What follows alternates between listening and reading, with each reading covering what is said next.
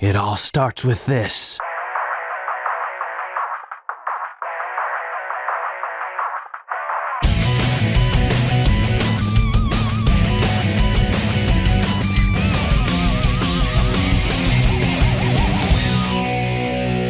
This is the ultimate power.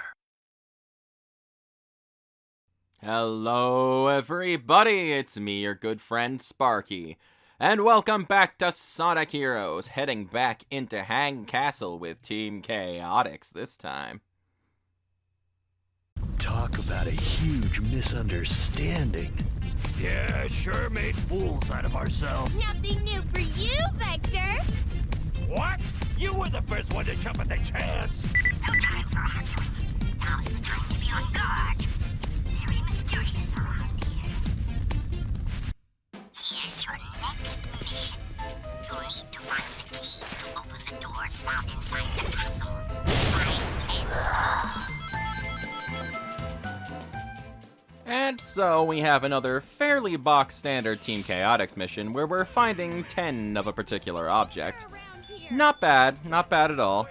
Finding the keys, much like finding Chow, much like finding hermit crabs, goes quick enough if you know where to look.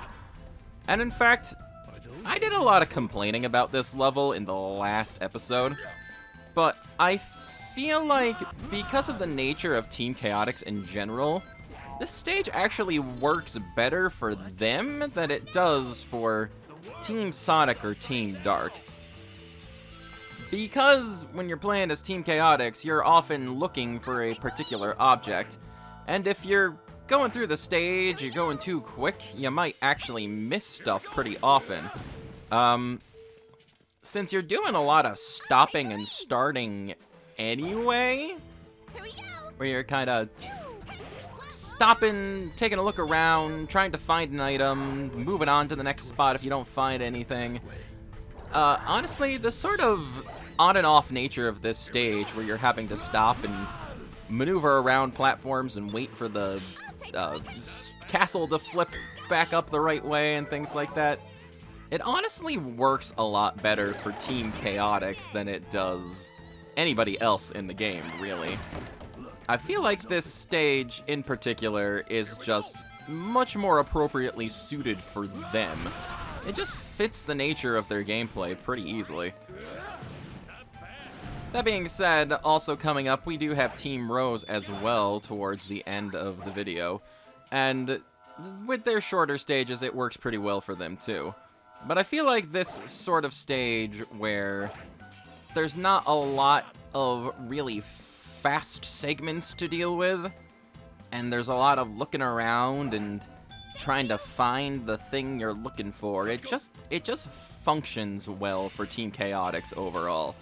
And it plays pretty much to their strengths. Another reason I really like Team Chaotix in general, I guess. Stages that would otherwise not be necessarily that entertaining for other characters actually end up working out much better for them, just because of the general way you're playing as them.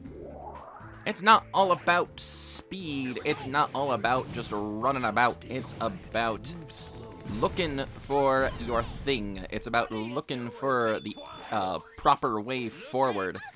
It's nice.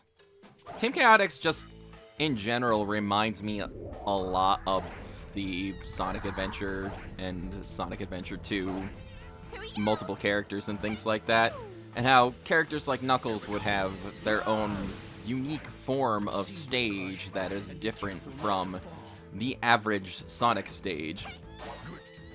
In fact, thinking about it, Team Chaotix, in a lot of ways, are kind of similar to the treasure hunting stages in those games. Not entirely, of course. There's no emerald radar on the screen leading us to a particular item. But in all actuality, you're looking around for particular treasures, and you're trying to find everything in the stage in the quickest, most efficient way possible, so yeah. Team Chaotix are kind of like the Knuckles of this game. In a particular way, depending on how you look at it. From a certain point of view, you could say. I guess that's also thematically appropriate considering they did get their start in Knuckles Chaotix. What's with this? It's always confused me, though, that they've never really talked about that or acknowledged Knuckles in any way, shape, or form, to the best of my knowledge. It's almost like, in general, Knuckles Chaotix doesn't really exist. The versions of Team Chaotix in this game are very much kind of reboots from their Knuckles Chaotix counterparts, I guess. Like, I think in the Knuckles Chaotix instruction booklet, it said Charmy was 16, and in this game, I think he's supposed to be 6. So, yeah, there's a pretty stark difference, or at least ideas for the characters changed between Knuckles Chaotix and Sonic Heroes, which, gosh, the gap between those games, I actually don't know how long it would have been. At least, thinking about when the 32X came out and thinking about when the GameCube was new, it might have been close to 10 years, about there. I could actually look that up and actually check, but, Look, there it is again. you know, that's something to find out for later, I guess. Yeah, I guess you really could draw a lot of comparisons between these guys and Knuckles in general, in just the general way they perform. I've never really thought about it before. It's funny the thoughts that come to you when you're kind of sitting here commentating over your own gameplay. It's interesting. It's intriguing, you could say. Or at least to me. I don't know about you. But I mean, you're here watching the video, so I assume it would be intriguing to you as well. If I had an assumption of the situation, I would have to assume that you would find this pretty interesting considering you're watching it. At least I hope you're being entertained. And you're enjoying your time with me, your good friend, and Team Chaotix, who I enjoy quite a lot. Speaking of Team Chaotix, though, we're just about gonna wrap up the mission here. Just about wrapping. Also something that Knuckles does sometimes. But that's a different kind of wrap, I guess. Anyway, that's gonna call it for that mission. Done in not the quickest time, but relatively quick time. Compared to what we're going to go into next. Which, I mentioned how this set of stages is probably kind of the worst in the game. Yeah, Mystic Mansion with Team Chaotix, I think definitively is the worst stage in the game. Here's your next mission. You won't be able to escape from the mysterious castle as long as the red torches are burning. Extinguish all of the red torches. Blow out the fire. Yeah, it's another instance of you need to get all of the things, or you won't be able to finish the stage. Much like destroying all of the enemies in the second set of stages. We have to blow out all of the red torches scattered about the stage with SBO's Leaf Swirl maneuver. Here we go. Charmy and Vector, they're really just kind of there for support and getting SBO through the level so he can go find the torches. And, yeah, this goes on for a really long time. And it is by far, at least in my opinion, the worst Team Chaotix mission in the worst kind of stage in the game. Like, for example, you might have noticed, I just ran by 4 torches. And I almost just ran by a couple more. Here we go. Yeah. So, this stage, this mission in particular, it ends up kind of messing with you a lot. At least it does to me. See, Team Chaotix's missions, for the majority of them, they really kind of boil down to the central goal of collect X number of things and then complete the mission. There are a couple outliers to that, of course. But essentially, they all kind of end up being just that. You need to collect 10 hermit crabs. You need to collect 10 chow. You need to collect 10 keys. You need to collect 10 poker chips. Or it's you need to collect 200 rings. Or you need to defeat a certain number of enemies. You need to defeat all of the enemies. You need to defeat 3 golden turtles. It all boils down to complete X number of things. And this mission's really no different. We are looking for 60 red-flamed torches, which you generally wouldn't think would be a problem, but you do have this issue of you need to keep stopping and using the leaf swirl, and it really slows you down. And here's a clumsy segment of me falling into a pit. Yeah. Thankfully, much like in the other missions, your torch progress is saved regardless of how many checkpoints you hit. So, you know, it's all fine and dandy like that. But the thing about this mission is that it is very trickily deceptive to your perception of the mission and what you are looking for in it. Look, there it is again. If that makes any sense. I'll try best to explain. For the most part, when you are in a Team Chaotix mission, you are collecting a specific object that is unique to that mission. You are collecting 10 hermit crabs in the first stage. We just had a stage where we're collecting 10 chow. They are all doing things that the other characters do not do. It is completely their own type of stage. Entirely different from the rest of the characters.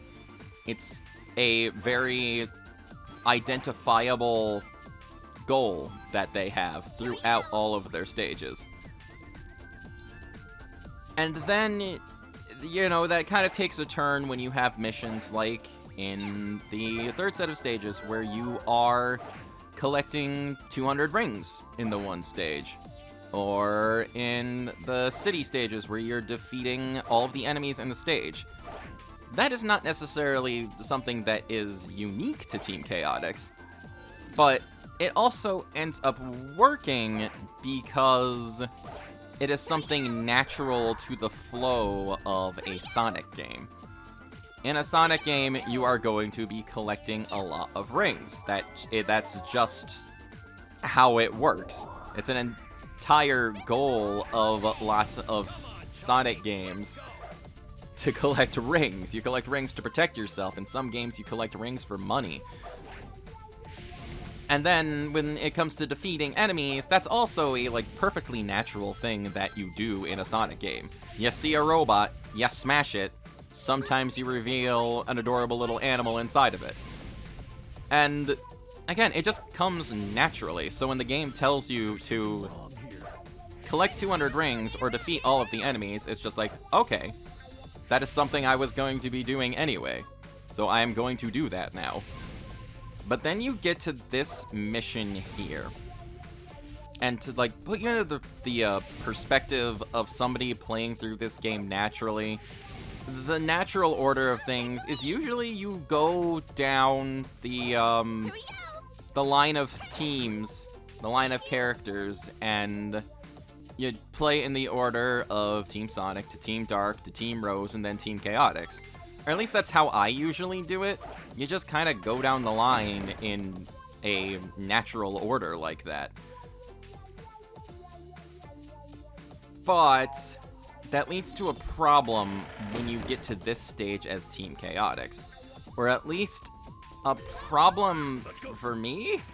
I don't know if this is a problem for anyone else. But by the time you're playing this stage as Team Chaotix, you're going through this stage for the 4th time. And after playing this stage 4 times in a row, these torches don't really serve a purpose. They are basically just here for background element. I think in one instance in the Team Dark version of this stage, you actually have to use your, like, fire dunk maneuver to light a couple torches to open a way forward. But that's about it. That's the only time you would ever interact with the torches in any way, shape, or form. So you get used to them just kind of being there as a background element. So suddenly you're playing as Team Chaotix, and you are tasked with the mission of completing your goal by extinguishing all of the torches, which are torches that you have come to completely and totally absolutely ignore in every way possible. And it ends up it ends up creating a problem where they kind of fade out of your line of sight, and you don't really register them as being there because you're so used to them just being background elements.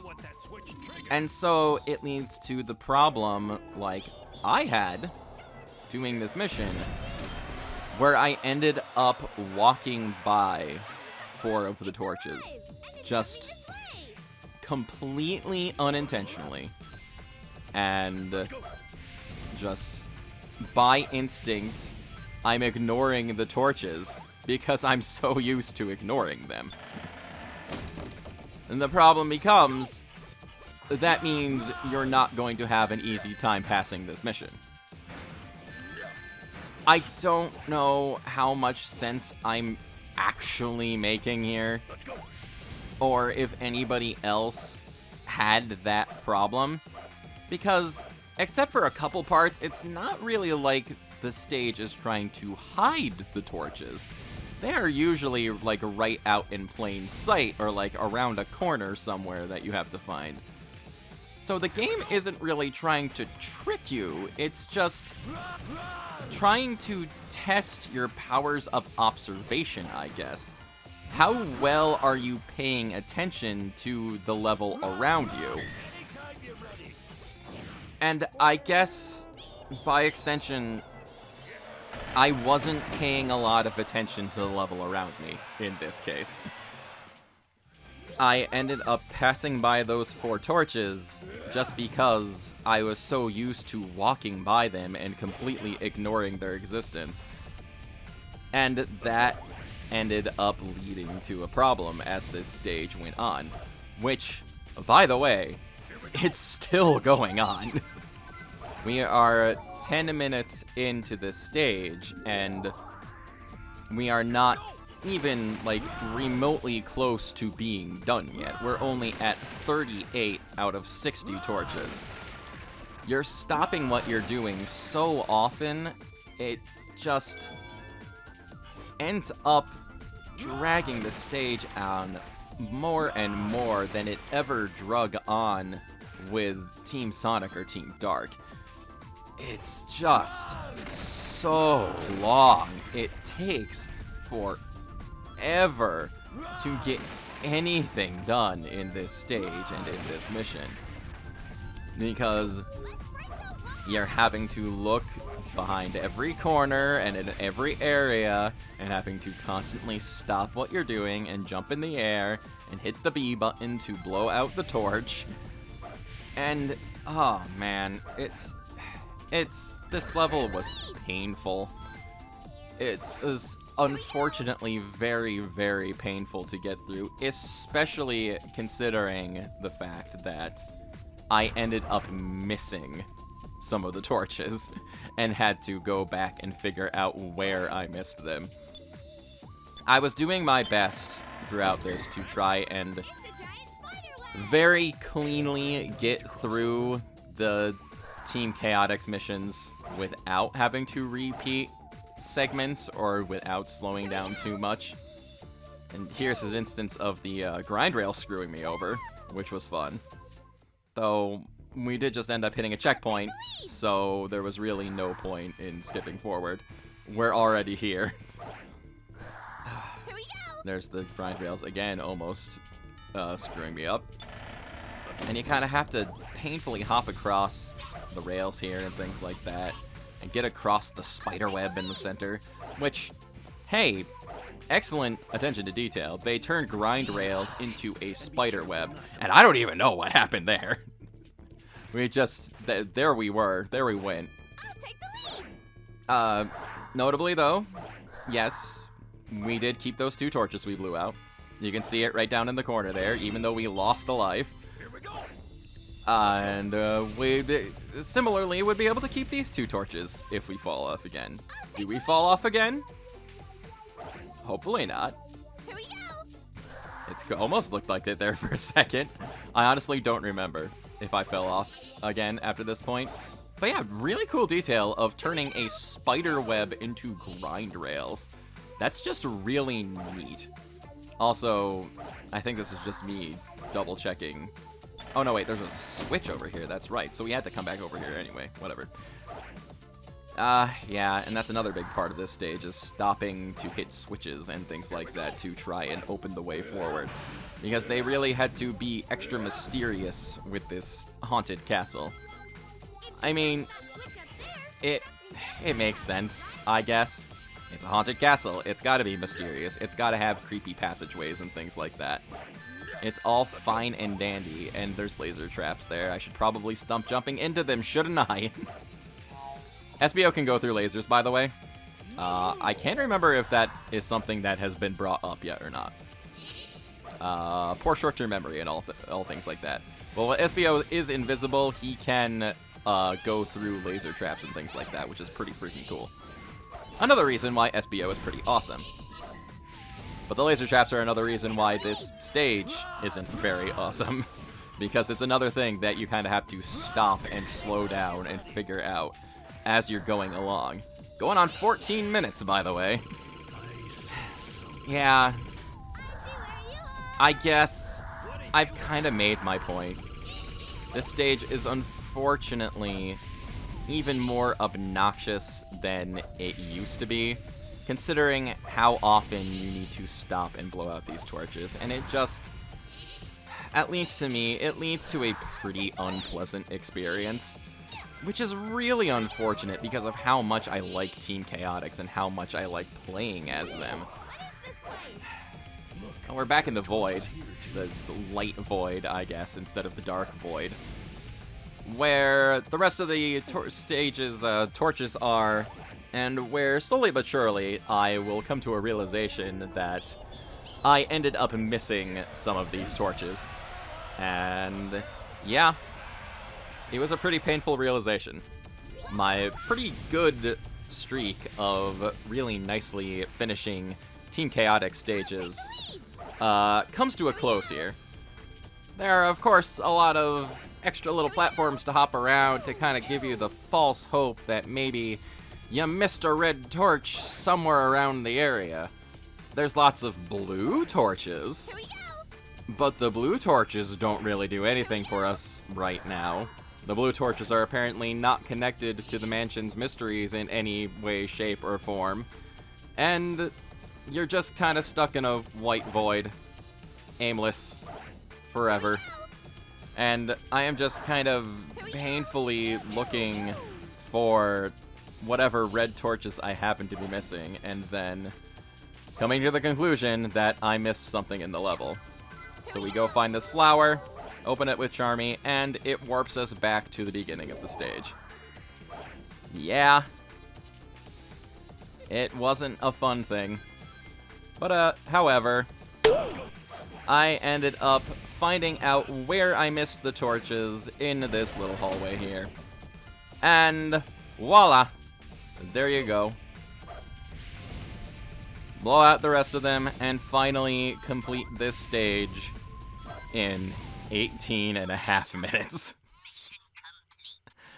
Oh boy. Wow, oh wow. Yeah. Ain't getting a good rank for that one. A time bonus of 0. Lackluster performance, I'd say. Yeah, pretty lackluster. But at least that is done, and we no longer have to spend time in the haunted castle. Except with Team Rose, of course. But with Team Rose, it's really not an issue. I think we're lost. This place is creepy. Come on, you guys. Don't you want to find Chocola and Froggy? We can do this. I've got to get tough for all of us. Big, I do not like that sound you just made, and I do not like that gesture you just did. Please never do either again. For the love of life. Okay? Alright. Anyway, yeah, now it's time to take on Hang Castle and the Mystic Mansion with Team Rose. And honestly, these really aren't that bad. Much like with the Frog Forest and some of the other more difficult stages, when you're playing as Team Rose, because they are so much shorter and more simple, again, you get an opportunity to just kind of appreciate these stages some more. And take in the music and take in the look of the levels. Because, yeah, this is a super visually creative and just super enjoyable of a stage to look at and be in. I really can't think of too many haunted house Sonic levels. There are a few examples, as previously mentioned, that kind of fit the bill, but this is just a really nice level, and I wish it wasn't accompanied by such, like, both these levels are really nice, and I wish they weren't accompanied by just, like, such horrendously slow stage design and really annoying torch missions. Don't worry, we'll be okay. And we fell down quite a ways there, but it's fine. It's easy enough to get back up, just the grind rails and dash pads being a little funky. And again, Don't worry, we'll be okay. we'll be okay. As we repeat this segment again. I'm sure we'll make it onto the grind rail this time. Looks like we're stuck here. As we ignore the dash pad. We'll be okay. I guess notably, the voice lines from certain characters will trigger at specific parts of the stage, which is why Amy and Cream just repeated that bit of dialogue 3 times in a row. But yeah, I like going through these stages a lot more with Team Rose. Just because you get an opportunity to just, like, actually enjoy them, instead of being tortured by them. It's just kind of lame. And I mean, like, we're going on the underside of the path we were just on, and there's a grind rail under here, and as we're grinding along the rail, the torches are all lighting up. It's the sort of things that I look at and I don't even think I ever noticed when I was playing as the other teams. It's just so cool. It's so cool. This stage is so cool, and I wish I liked it better. Also, I'm not entirely sure why it's telling us to use our speed character here. We can just fly across. I think it might want you to try and use Amy's, like, hammer twirl thing, but to what effect? It really doesn't serve that much of a purpose. But, yeah, we're at the end of the stage already. The goal ring is right up there. We can, if we want to, get the stage key and just immediately exit and go to the special stage if we wanted to. I mean, the only hang-up is that sometimes the game makes you kind of sit around and wait for it, like with the other teams, but we only spent about a little under 4 minutes in the stage this time, so it's a lot more tolerable, I'd say. It definitely puts, like, a much nicer spin on things when you don't necessarily have to worry about the stage kind of boring you to death when you are just stuck in it for a long time. A long time. Oh boy. That was good. It was pretty good, Big. It was pretty good. But of course, now we need to move back into the mansion, which Again, thankfully, we will be spending much less time in with Team Rose. Okay, we're finally inside. I'm kinda scared. Don't worry. I'll be right by you. I mean, thank you? I guess Big the Cat does make for a pretty good bodyguard, so I might feel safe with him around. But after that noise he made at the beginning of the last stage, I don't really know. I'm a little wary of this, Big. I'm a little wary of you. No offense or anything. It's just my fight or flight instinct triggering and telling me to run away.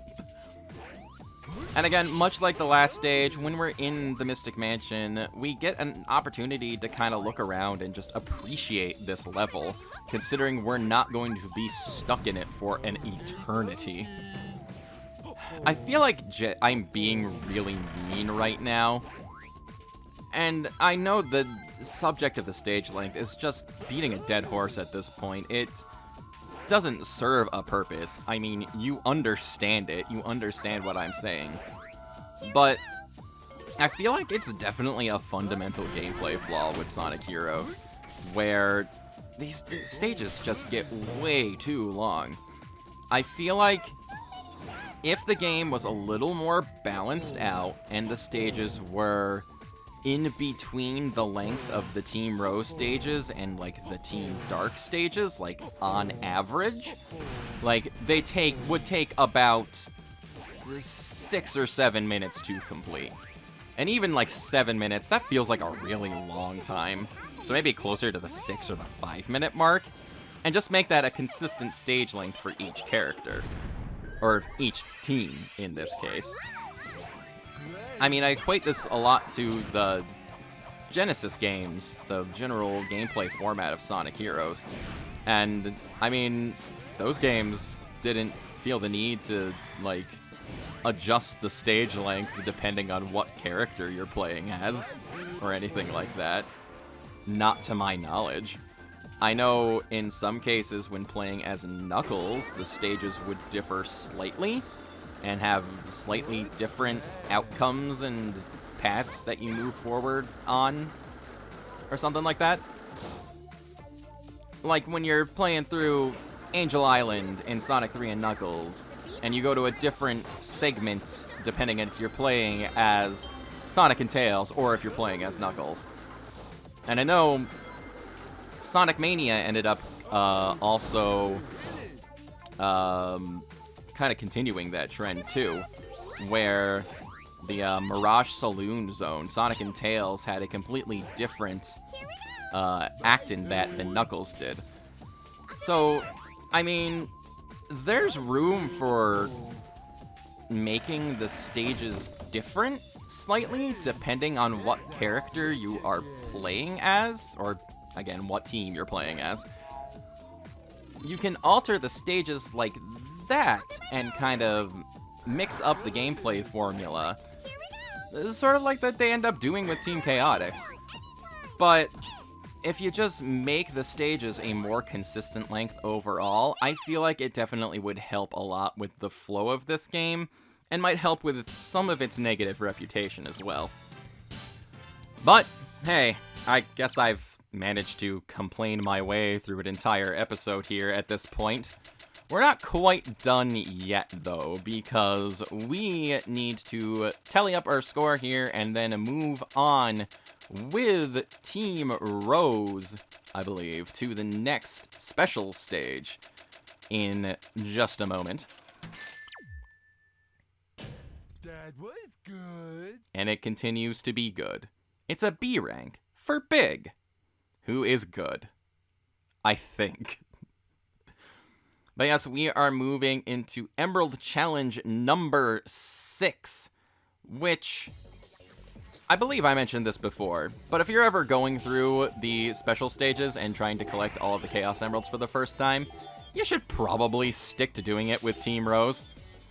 Because, like in the case of, say, Mystic Mansion, which you have to go through in order to get the Chaos Emerald, for this set of stages with. It is definitely a lot more tolerable to try and get the Chaos Emerald with Team Rose, considering how short and compact their version of the stage is. It definitely helps out a lot when you are not taking your time trying to get through a stage and just spending a really long time doing it. Not that I ended up doing particularly well here, crashing into bombs over and over again, or anything like that. I'm kind of surprised this mission ended up going as well as it did, and that this ended up being successful, because, yeah, it was pretty messy in a few spots here.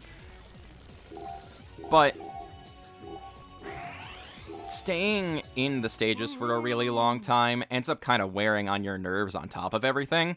And it ends up just being a problem when you have to go get the Chaos Emerald on top of that, because you might end up failing getting the Chaos Emerald. But whatever.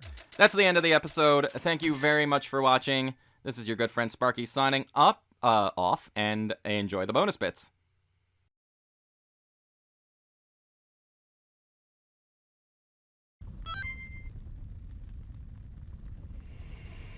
There you are, you mustache moron! He's the one, right? Mustache moron! I'm the world's greatest... take him out, quickly. This is gonna cost you extra! Get them! There was something strange about the cloud. Don't worry about it! We've gotta take care of this guy first. Ready? Smash them all!